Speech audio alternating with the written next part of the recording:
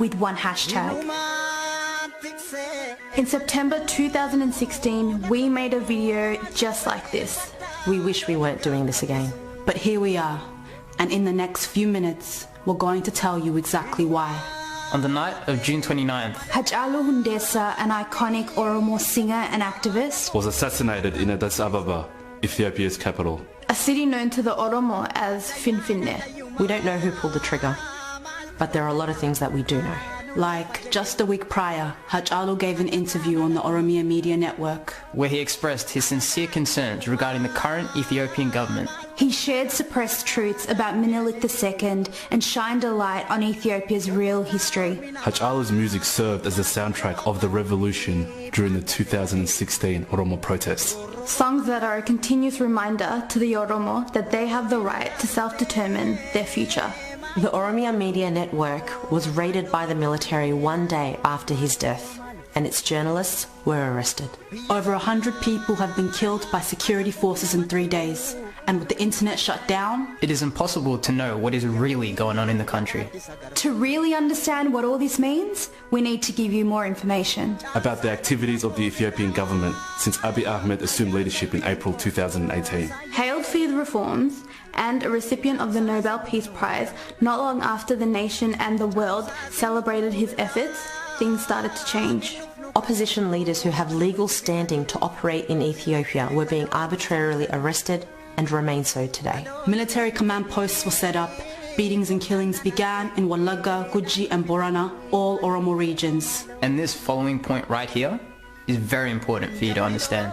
In a country that is supposed to be a constitutional multinational federation, Abiy dissolved the multinational structure of the government. An extremely worrisome development for the Oromo and all nations and nationalities in Ethiopia who seek self-rule and self-determination. What we have to remember is that Abiy Ahmed is not an elected leader. And he's made little effort to ensure free and fair elections since his appointment. It is in this context, and in the context of an Ethiopia that sees prominent Oromos murdered, that we assert that Hachalu Hundessa was assassinated.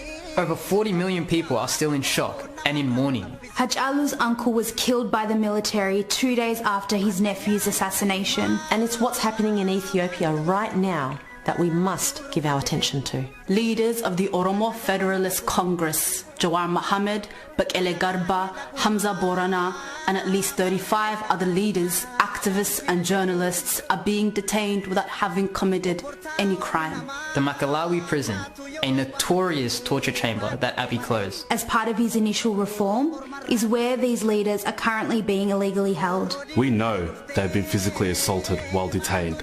Jawar is on a hunger strike and Bekele is very ill. 2 US citizens, Redwan Aman and Yusuf Bashir, are unlawfully detained and we still don't know where they are.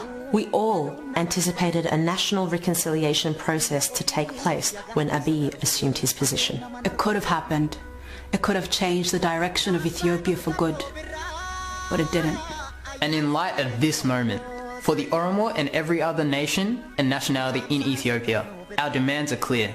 An independent external investigation into Hachalu Hundessa's assassination. The immediate resignation of Prime Minister Abiy Ahmed. The end of extrajudicial killings of civilians. The release of all political prisoners. Free and fair elections in 2020. An end to the internet and phone line shutdown. And finally, we demand that the international community impose immediate sanctions on Ethiopia if these demands are not met. We will no longer be satisfied with symbolic victories. The Oromo demand real justice.